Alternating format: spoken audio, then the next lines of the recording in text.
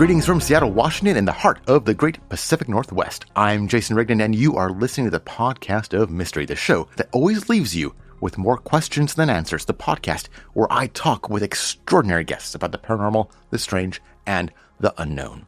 On this episode, we have world-renowned psychic medium Mark Anthony. I really enjoy talking with Mark, and I highly recommend checking out his website at evidenceofeternity.com, where you can learn much more about him, his books, and even schedule a reading. This is a great conversation. You're going to love this interview. But first, I just want to tell you about the Mystery Hotline. I want to share your stories about the unknown with my audience. If you've ever experienced something strange or mysterious, please call the Mystery Hotline at 1-888-726-0055. Leave us a message about your paranormal encounter, and I will play it on a future episode of this show. Once again, the number for the Mystery Hotline is 1-888-726-0055. Please call with your stories of the paranormal.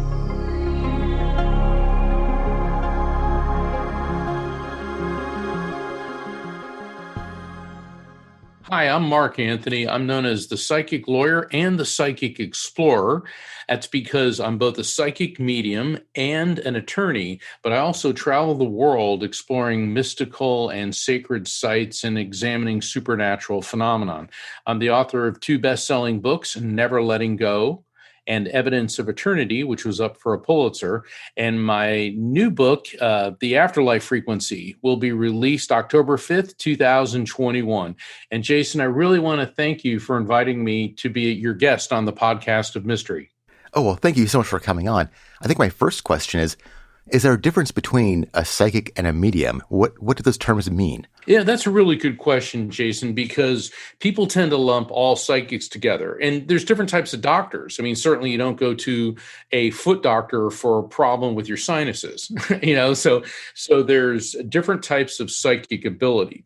In the traditional sense, psychic is about tuning into the energy of a person, place, or thing, whereas a medium is tuning into the energy of a third party, which is a spirit or collective of spirits. And the reason people are called psychic mediums is that because all mediums have psychic ability, but not all psychics have mediumistic ability. And to make it really simple, Jason, if you want to know about your love life, your career, and potential future opportunities, see a psychic. If you want to talk to dead people, talk to a medium. Okay. And so what kind of abilities do you have? I'm a psychic medium. So is my mother, my father. Oh, wow. My father. Yeah, it runs in the family for generations. My father's sister, Marjorie, his mother, Isabel, his maternal grandmother, Grace. My mother, her side of the family, it runs very heavily in it. And her maternal grandmother, which would be my great-grandmother, whose name was Giovanna, emigrated from Italy during the great Italian, migration from Europe to the United States. And a couple of years ago, the PBS did a special called The Italian Americans, and they actually had a whole segment about my maternal great-grandmother, Giovanna, and they referenced her psychic abilities. Oh, wow. And yeah, it was really cool. I mean, it was great watching it because my cousins, we were all tuned in and talking to each other on the commercial breaks about it because, we all knew about Giovanna. And in the Italian community of New York, Little Italy, and North Jersey, she was known as the woman who knew things. And she was really quite remarkable. And I write about Giovanna in both of my books, Never Letting Go and in Evidence of Eternity. And she was quite amazing. And my mother inherited those abilities. From what we can tell, Jason, psychic ability, mediumistic ability, appears to be a genetic trait. It runs in families. But it's what's known as a recessive genetic trait. In other words, like people in my family, most of the people have brown hair and brown eyes. But occasionally somebody pops up with blue eyes and blonde hair. That's a recessive trait, which can skip a couple generations. But when you have 2 parents that have the same recessive trait, which my parents did. Both my dad and my mother had these abilities. So therefore, the likelihood of one of their children having them increased immensely. And so, at what age did you start displaying these kind of abilities? I was about 3.5, and I started seeing spirits and talking to people that weren't there. And, of course, everybody that has kids is like, well, kids are always, having imaginary friends, except that mom and dad could see my friends. So they knew that, And, my dad, his background, he had been a Navy SEAL. And at the time he was, when I was a little kid, he was working in the space program in an engineering design capacity. My mother, she was a homemaker and a commercial illustrator. So, we were very mainstream, the family next door. And so when I started seeing spirits, my mother was like, all right. My dad was like, oh, Lord, because, because it's not easy. His own sister had been brutalized because of her abilities. Her husband, she married this very religious guy. And I'm not crashing on religious people, but sometimes, there's a difference between a person of faith and a religious fanatic. And she clearly was married to a religious fanatic. He was going to work one day, and he worked at a steel plant in Pennsylvania. And he was a machinist, so he worked in this machine shop. Well, that morning, my Aunt Marjorie started having stomach pains, and she said to him, you can't go to work. I know something. I'm feeling it. It's something terrible is going to happen. And he was like, oh, you and that voodoo of yours. And she got very upset and started throwing a fit. So he said, fine, I'll stay home. Well, that day, a crane was lifting thousands of pounds of steel beams, and the cable snapped, and it flattened the machine shop that he worked in, crushed it, killed everybody there. So there's probably about a 99.9% chance that if he had gone to work, he would have been in the machine shop doing his job and been killed with everybody else. One would think that he might be grateful for his wife's mystical abilities. Instead, he had her involuntarily committed to a mental institution and subjected to electroshock therapy against her will for over a period of 6 months until she never mentioned seeing spirits or seeing future events ever again. And so when I started exhibiting these abilities, my father was very concerned. I didn't know about my Aunt Marjorie. I never met her. In this world. She's come to me many times in recent years, well, basically throughout my whole life. But my dad, I remember him telling me, he sat me down when I was about 5, and he said, Mark, talk to your mom and I about this, but don't talk to other people. They won't understand. And people who see things other people don't get taken away. That's a pretty scary thing to tell a 5-year-old, but I got the memo. So you're displaying these abilities. Did your parents kind of help develop it, or did you have maybe a mentor, or how did you refine these abilities? Well, I was raised in the Catholic faith, and so I went to Catholic school, and that was another thing. It's like, don't talk about this there. And it was really hard for me when I was a little kid, because I'm like, well, they're talking about angels and saints and Catholics. I mean, we got all kinds of invisible entities running around and all this, and I could never understand why none of the priests could turn water into wine or commit a miracle, and why the nuns were so angry and nasty to kids, and so that was always rather incongruous. I understand it's better now, but at any rate, I saw pretty quickly that you don't talk about this outside of the family. And I was a good student. I was always consumed with my schoolwork. But mom and I would talk about it, and she taught me like how to see people's auras and how to accept your gifts. So yes, to a large extent, it was my mom who would show me these things. But thing is, my dad was a Navy SEAL. And let me tell you, when you talk to anybody in the military, any first responder, they'll all tell you, trust your gut.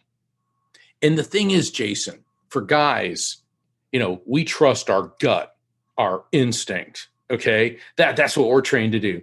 Well, for women, it's known as women's intuition. Okay. So if you started calling this intuition, guys kind of shy away from it. But when it turns into instinct, it gets all very Denzel and Harrison Ford and Chris Pratt. That's instinct. Yeah. Too true. Yeah. Do you still see that? I mean, times have changed, that men have like kind of this different attitude about these abilities than women do? I think it's a good change. You ever notice like millennial fathers are really good dads? You see them, they're hugging and loving up their kids. And I think that's great. And I'm very fortunate. My dad was not in that generation, but he loved us. He always made times for me. He always, he'd hug me and kiss me, and my brother. And he said, a real man is never afraid to tell someone you love that you love them. And he also said, and a real man is never afraid to cry for someone you love who dies. So my dad really got it. And I do think that it's changing. I mean, there's a lot of guys that feel that if you're crying for somebody that you love who's passed, that you're somehow displaying weakness. And when I'm on tour around the country and on shows like this and the lectures and presentations that I give, I like to talk to the men and say, guys, we need to learn how to grieve. And there's a reason that we have tear ducts, hearts, and feelings for a reason. And it has been proven, there's two different studies, one in Minnesota and one at, I believe, USC, University of Southern California, which has indicated that the tears of grief, which are different than what we call reflex tears, like if you're chopping up an onion and you start tearing, or you sneeze, or, because you're tearing up as a reflex. But tears of grief actually contain the neurotransmitters, the actual chemicals in our body that cause depression. So when you cry, you are getting those chemicals that cause the depression out of you. And think about it. Whenever you've had a good cry, you're exhausted afterwards. But also, it's kind of like, you're shaking up a beer and you're popping the top, getting that pressure out of there. So I tell guys, it's good, it's healthy to cry. Pick your place. Maybe go somewhere, drive somewhere in your car, park, go off somewhere, do it privately if you don't want to, be displaying your emotions in front of people. But the healthy thing to do is to cry when you are grieving somebody that you love. So you're not just a psychic, not just a medium, but you're also a lawyer. Do these abilities help you at all in your legal career?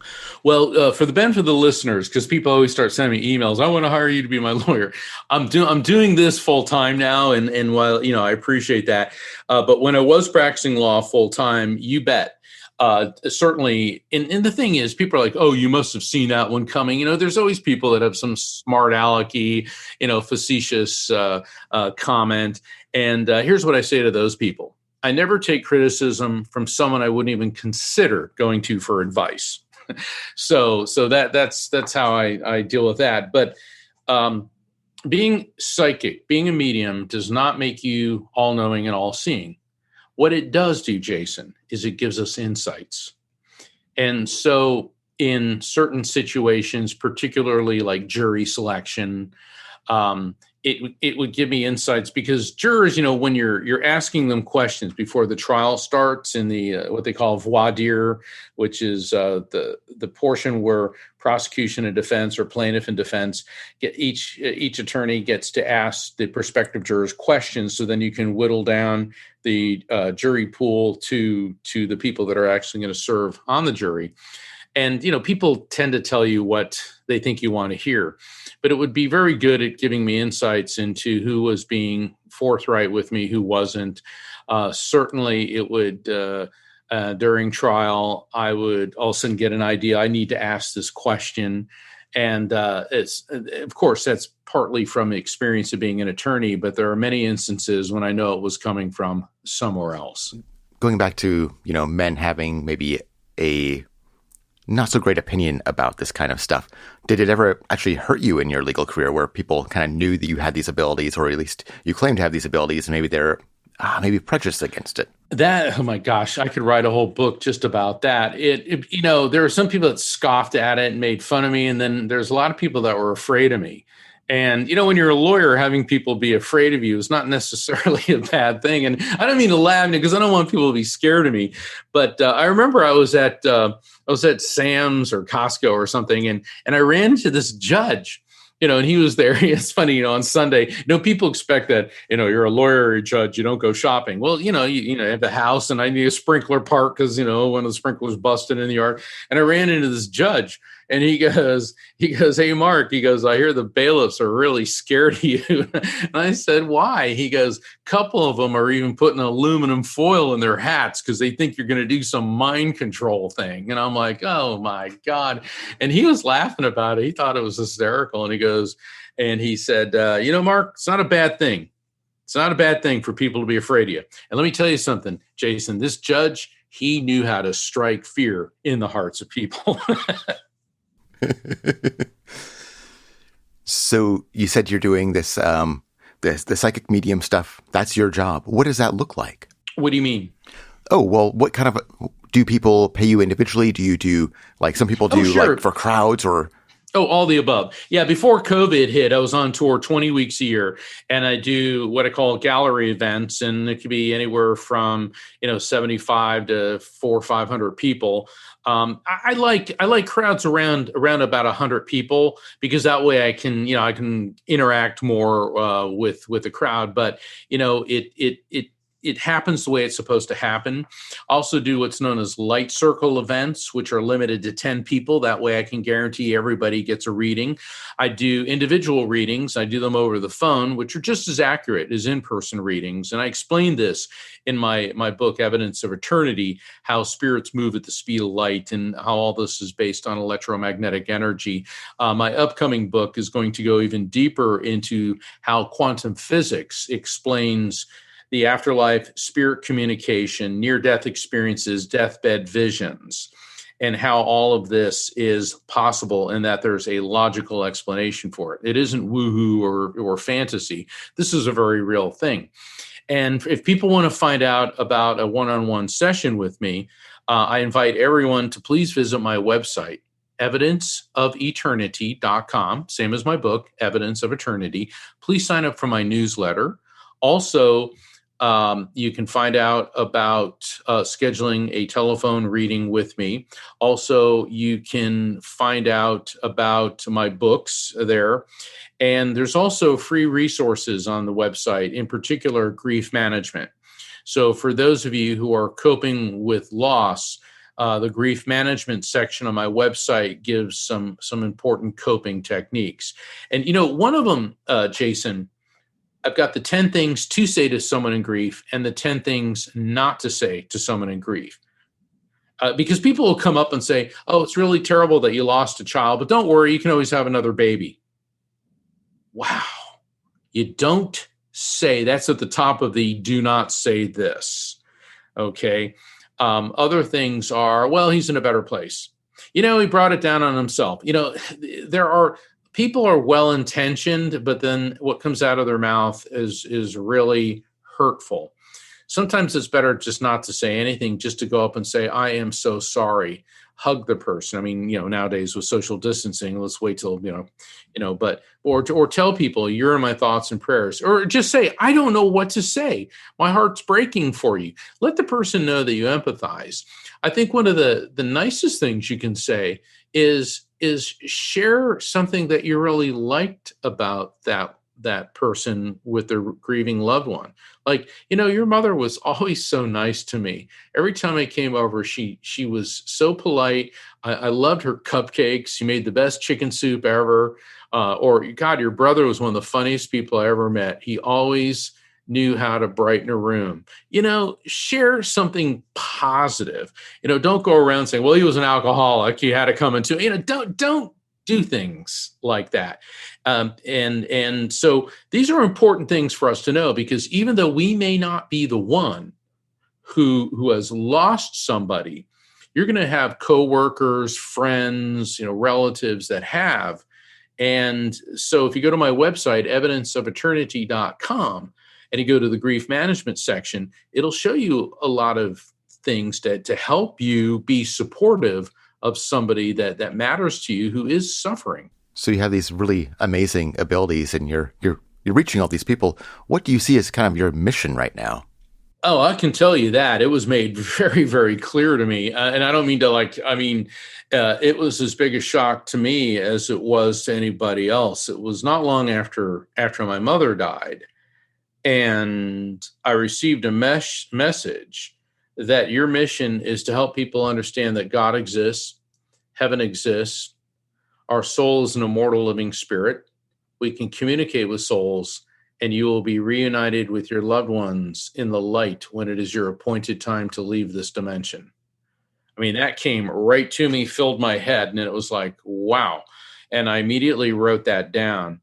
And the pivotal turning point for me, Jason, is, I ran a law firm. I have been a prosecutor. I've been criminal defense, personal injury. I ran a huge department in a government agency.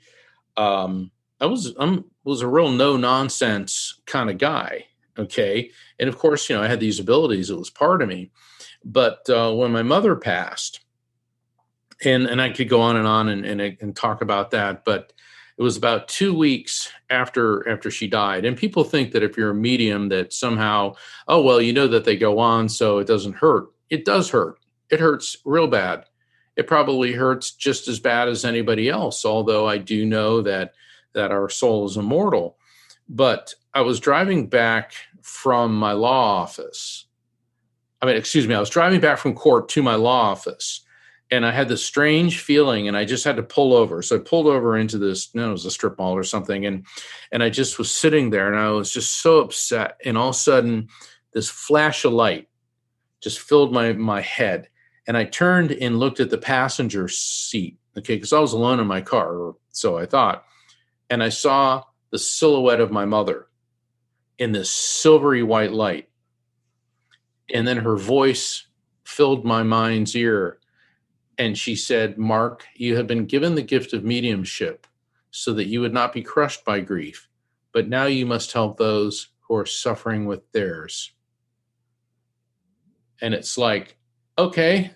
I'm sitting in my car like, okay.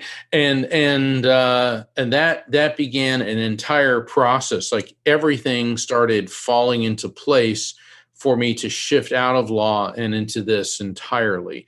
Now, when I say out of law, I still maintain my certification. I'm a member in good standing of the Florida Bar, the Washington, D.C. Bar, and the United States Supreme Court Bar. I've tried, over 100 jury trials, I appear on TV and radio as a legal analyst, particularly in situations where the paranormal and the legal system collide. So I do keep very busy in that respect. But as far as taking on individual clients, my time now is devoted to writing my books, to doing the lectures, to doing Zoom events. Many groups like Helping Parents Heal have me address their International Association for Near-Death Studies. I mean, these are some of the organizations that have me appear both in person and now on the internet as well. Plus, I got my own radio show now, The Psychic and the Doc, every Thursday at 4 p.m. Pacific, 7 p.m. Eastern, and all times in between and on either side. And I joined forces with Dr. Pat Basili. She's the host of the Dr. Pat Show and creator of the Transformation Talk Radio Network. And it's a great show, very popular. People call in. I'll do a mini reading. And then Dr. Pat, who is a no-nonsense, street-smart behavioral psychologist. She went to Columbia. I mean, she has her act together in a way that's just amazing. And people find this show very healing and very beneficial. So people can find out about that as well on my website, evidenceofeternity.com. Yeah, I highly recommend checking it out. I was watching this morning. So when you are acting as a medium, where's that experience like for you? Are you seeing people? Are you hearing people? How does that work for you? I see, hear, feel, know, I'll taste, smell, all types of things. It's a whole body experience. People think that when I'm doing a reading that I'm just talking. It's just talking. It's very draining because what's happening is I'm increasing my brainwave frequency to an ultra high level. Spirits are able to spot that. So they lower their vibrational frequency. We get a frequency match. And spirits are pure energy, and they're emitting an electromagnetic impulse into my brain. And so their electromagnetic field interfaces with my brain's electromagnetic field, and that gets converted into recognizable concepts based on my memories, feelings, and cultural associations. So, for example, if I'm doing a reading, it's like first, when I get a spirit come in, I'll get their gender. I may get an idea of the relationship to you. So if I feel that they're on your level, it's your generation, above your level, parent, aunt, uncle, so on and so forth. And then they always seem to start off with me on how they died. And I'll say like, okay, I'm feeling this pressure in my chest, or I'm tasting a lot of blood, or I'm getting this impact sensation to my head. I actually feel how the person died. And then they start transmitting to me more information after that. Sometimes I get their name, I'll get a visual on them. I'll start getting shared memories between you and that person. They may start talking about things going on in your life. They're going to give me all types of information.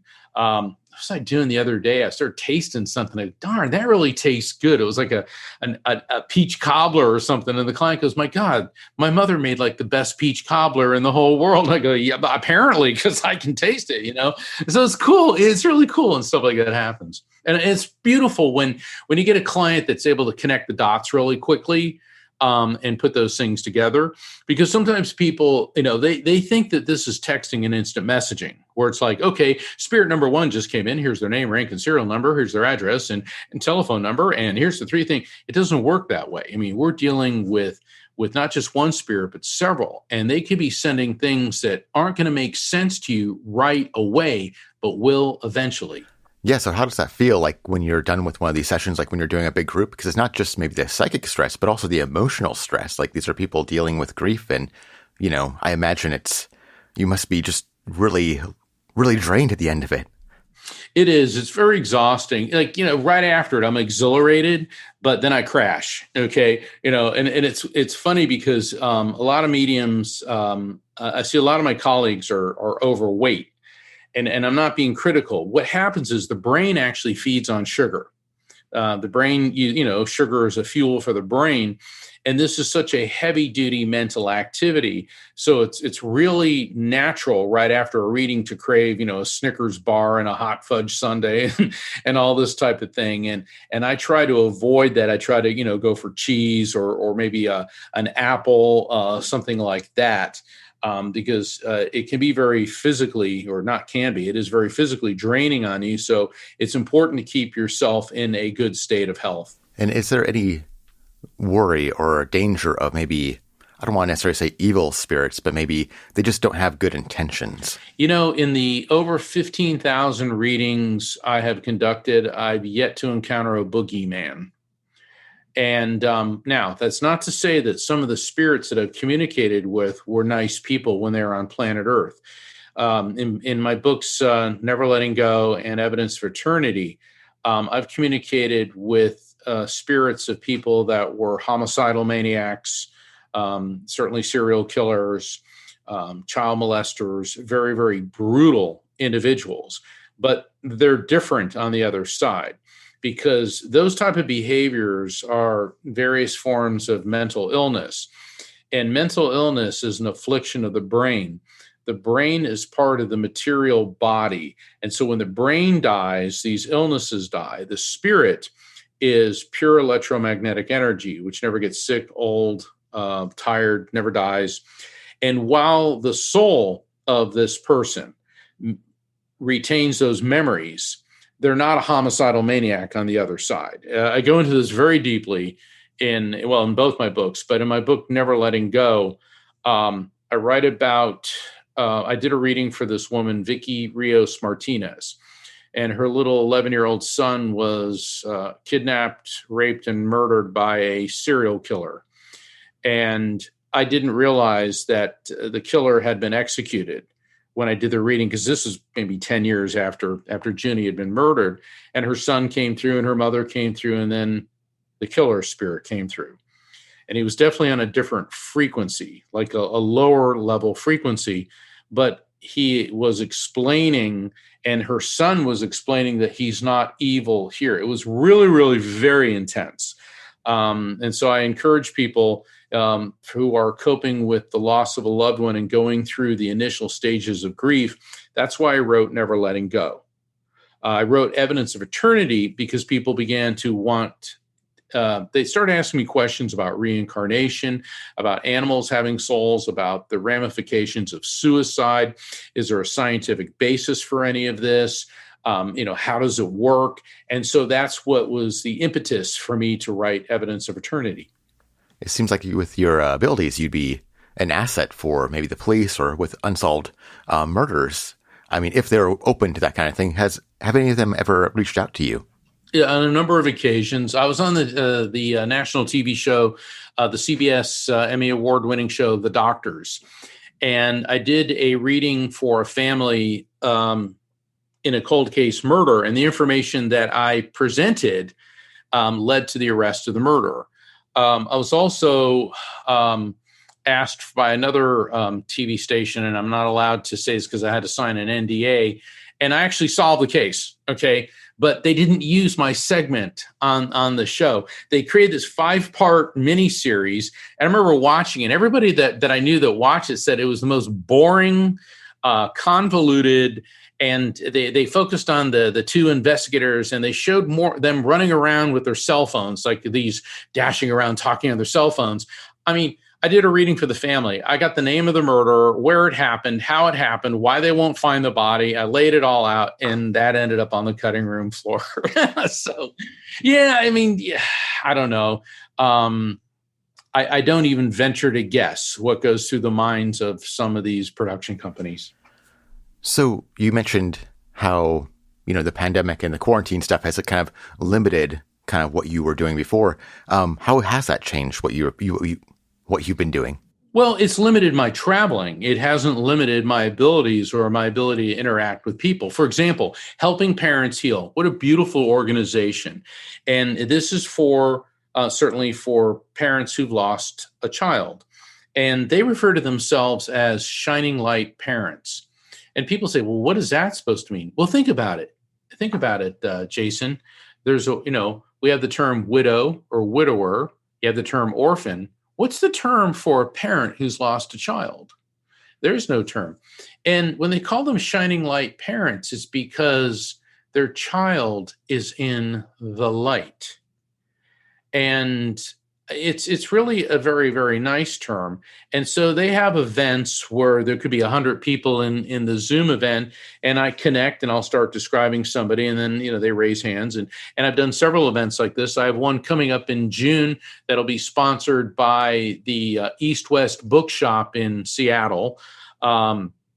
In fact, I know I've got other events coming up where I'm presenting lectures to various groups of International Association of Near-Death Studies. So, and then on my show, The Psychic and the Doc, where I take callers from listeners. So I'm just as busy as ever. I'm just not hopping on a plane every 2 weeks. So this is will be a hard question probably to answer, but it's one of the biggest questions in life. But you have a unique perspective on it. What do you think we should know about death and the other side? Well, that's why I write my books. Yeah. And I don't, and what I mean by that is there's a lot that we should know, but I think it comes down to this. It's what I was explaining before. God exists. Heaven, the afterlife, nirvana, whatever you want to call it, exists. Our soul is an immortal living spirit. We're immortal living beings. We can communicate with souls, and we'll be reunited with them when it's our time to connect, to leave this world, and we'll connect with them in the light.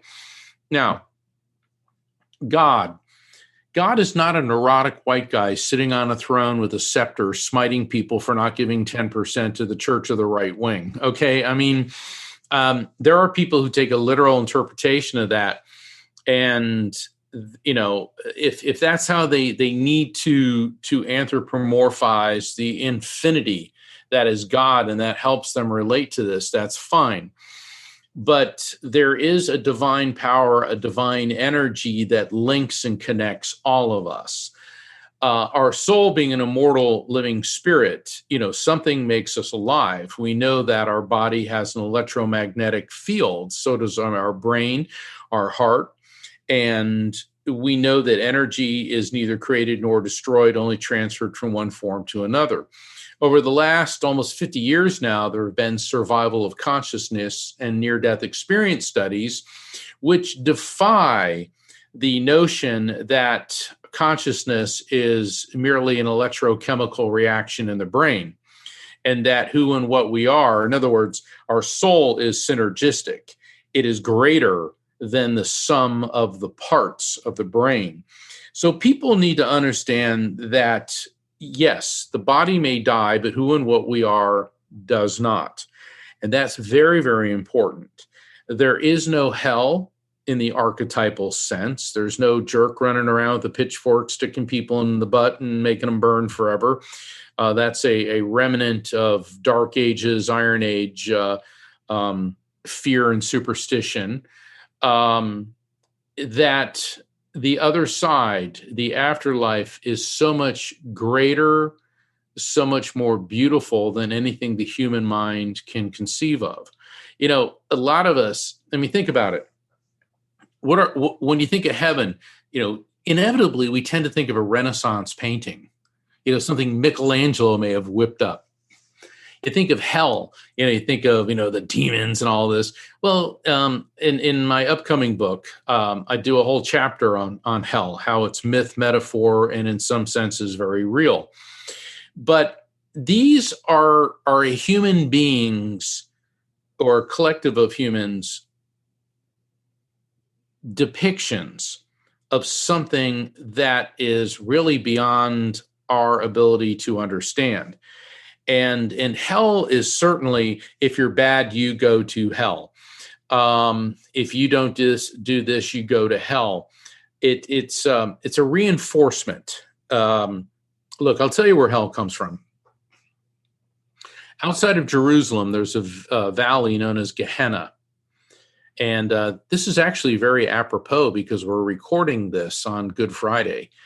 And even though in Judaism there is no version of hell, outside of Jerusalem, the valley of Gehenna, in the valley of Hinnom, they used to have fire pits where they would throw people who were criminals and who could not afford a burial. So the bodies of criminals and those who were dishonored and were disgraced were burned. And these sulfur pits were known as fire and brimstone.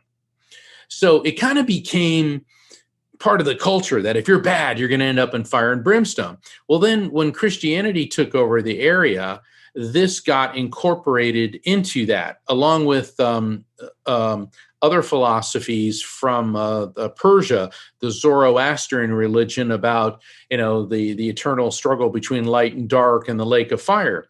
Well, so this starts expanding through the Roman Empire. And when the Romans took over Christianity, because it didn't initially become a Jewish thing, even though Jesus and his disciples are Jewish, it was the Greeks in the Eastern Mediterranean that really took to Christianity. So by the the 4th century, when Constantine the Great, and he's hailed as, the first Christian emperor of Rome, which, essentially he was, not a very nice guy, though. Had most of his family executed, and he was a general, and he committed his acts of genocide. But he also realized he was a man of great practicality, that the empire, the religion of the Olympian gods of, Zeus or Greek and Jupiter and Roman, nobody really believed that anymore. So the imperial decree was that the empire was now Christian, and that Jesus was God and would return, but until he does. Constantine, emperor of the Romans, is God's vicegerent on earth. What that means is Constantine wrote himself in as the equal of the apostles and God's representative on earth. And if you disobeyed the laws of the empire, you were disobeying God's representative himself, and therefore you would be cast into fire and brimstone and suffer for all of eternity. If nothing else, the Romans really understood how to inflict fear. Well, that's good news. I know the whole idea of hell is so prominent in our culture that it's good to hear from someone who is countering it, if you will, because it does seem kind of strange that a soul would be somehow forced to suffer for all of eternity. Well, there's reincarnation. And this is what I tell people. It's like nobody gets off the hook, okay? So, yeah, there may be no archetypal hell where you're burning in a lake of fire forever, but that doesn't mean you're not coming back here. Wait a second. Energy is neither created nor destroyed, only transferred from one form to another. And the theory of biocentrism, which is a relatively recent development in survival of consciousness. Biocentrism means that people tend to be bio-focused, thinking that your body is actually who you are, when what you are is an electromagnetic field, a consciousness that transcends a body. And so then when the body dies, the energy is transferred out of that and then at some point can reattach to a new host, meaning a fetus. Ergo, this is the scientific theory for reincarnation.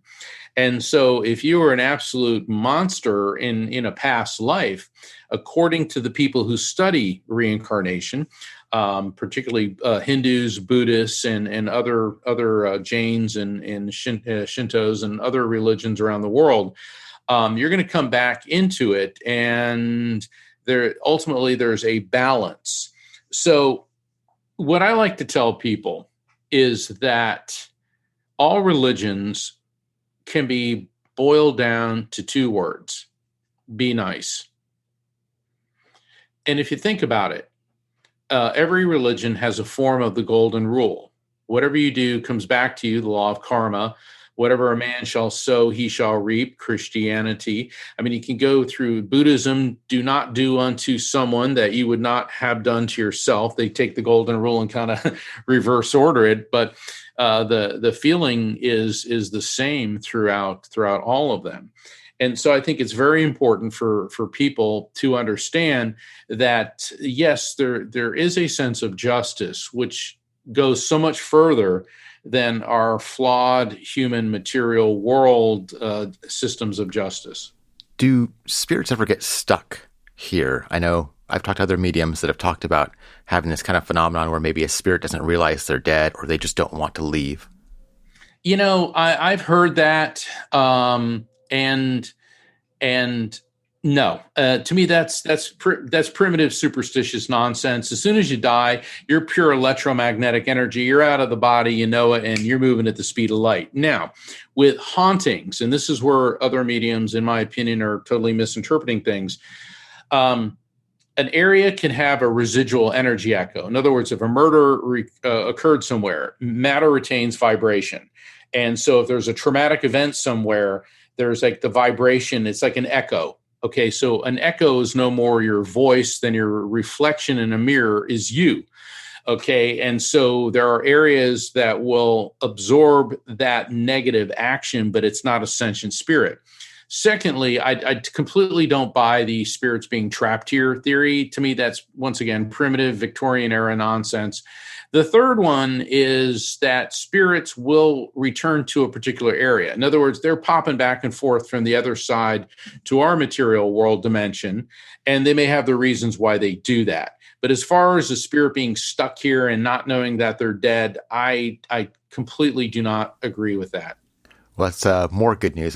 That's always been a frightening concept to me, is that you could maybe be confused in the afterlife and you're just hoping that some medium comes by and tells you to go towards the light. So this is, once again, much more comforting. Well, once again, I mean, think about it this way, Jason. Can you overcome the laws of physics? Oh, no. Exactly. And what governs everything? The laws of physics. I like what Nikola Tesla said, that what one man considers God, another calls the laws of physics. Okay, energy is neither created nor destroyed, only transferred from one form to another. So, like I did a reading yesterday for a woman whose son died by his own hand due to mental illness, and he was extremely mentally ill. And when he came through, the first thing he said is, "Mom, my mind is clear," and his consciousness was clear as a bell. Now, he carried with him the memories, and he explained to me why he did what he did, and she confirmed every bit of it. And she said, well, that's what he used to say. Okay. And it was really, it's always fascinating for me too, because I'm just, the way I look at it, Jason, when I'm doing a reading, I'm just along for the ride. I mean, I'm just explaining what is being conveyed to me. And she was really sharp, really on top of things, and able to put things together. It's very frustrating if you get a client that just can't connect the dots. Well, I mean, I was doing a reading one time for somebody, and I realized people get nervous. All right. And so I totally understand that. But I go, okay, there's a male spirit, and I described him, and she's like, I think that I go, he's giving me a name, a D name. She goes, no, his name was David. Yeah, we'll just leave it at that. And it's when I'm doing the reading, it's easy to get frustrated. When I look at it afterwards, also realize people are on the spot. They're scared. Okay. And they're not thinking. And so I do understand that, but that's why when I do a reading with somebody, I spend about 10, 12 minutes prior to the session going through an orientation. I do some examples. I explain things to help them put it together. People find it very helpful, but there's some people, they're just not going to get it. And, if that's the case, then I'll just stop the reading, because it's not a good idea to sit there and struggle with somebody, because they're not connecting the dots, and maybe spirit communication isn't for them, or maybe this isn't the time. In my books and on my website, I always tell people, wait 4, preferably 6 months after the passing. People are like, oh, because this one medium told me the spirits can't, blah, blah, blah. It's like, stop it with that. Okay. The second a spirit leaves a body, they can communicate. And I know this because I've been there when people have died and the spirit starts talking to me right when they're out of the body. Okay. And what the person who's not ready is the person left behind. And even though you're very desirous of the communication and the contact, if you're immersed in the painful emotions of grief and you're not thinking clearly and rationally, then you're not going to get the maximum benefit out of the reading.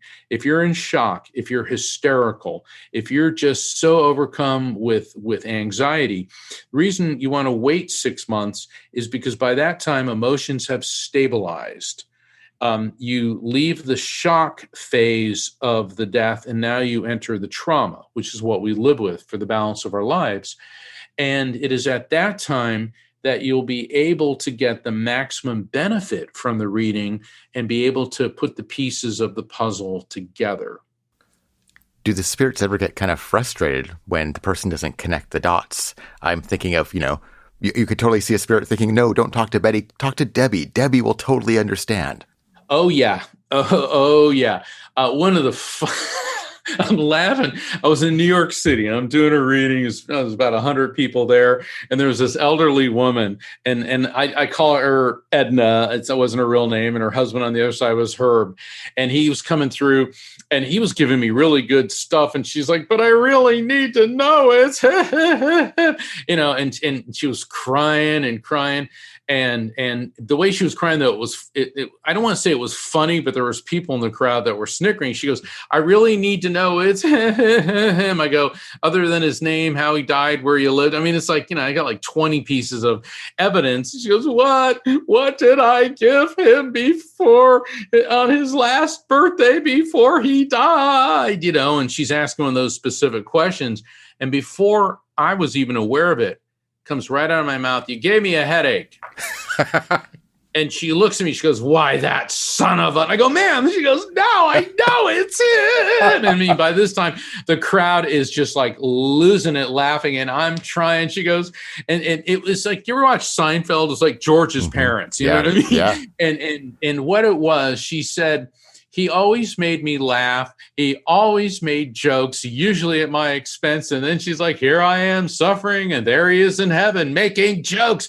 And then the crowd's like, laughing more. And then she goes, thank you, Mark. Now I know he's in heaven, And it was funny because, after that session was over, it dawned on me, they had been married for something like 60 years. And they got to that phase where, they'd like pick at each other all the time, and he'd make little jokes, and she'd like, cop an attitude, but they really loved each other. And when he came through and says, what you gave me for my birthday was a headache, she said, God, that's exactly what he would say. And so it's when things like that come through, those beautiful little pieces of evidence, that personality profile, their quirks, that's what evidential mediumship. I'm what's known as an evidential medium, because I have to bring forth pieces of evidence to prove who the spirit is and the authenticity of the contact. Well, thank you so much for your time today. If our listeners want to learn more about you and your books and your work, where should they go? I invite everyone to please visit my website, evidenceofeternity.com. Please sign up for my newsletter. You can find out also about scheduling a reading with me, about my books, and on my calendar of events on other shows like this one that I'll be appearing on. And Jason, I really want to thank you for having me on the podcast of Mystery. Many blessings. Well, thank you so much this was absolutely fascinating. Thank you so much.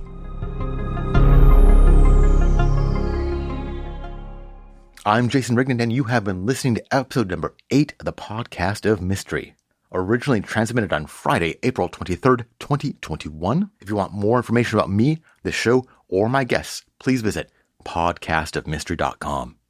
Tune in next Monday morning when I will be talking with the host of the Space Lawyers podcast. I'll be asking all kinds of questions about the legal aspects of time travel, patenting alien technology, and legal personhood for uplifted chimps and dolphins. If you have a guest or a topic that you would like to hear on this show, please email podofmystery@gmail.com. You can also send any feedback or comments to that same address. This audio program is copyrighted by me, Jason Rigdon, in 2021, and is freely available under the Creative Commons Attribution License.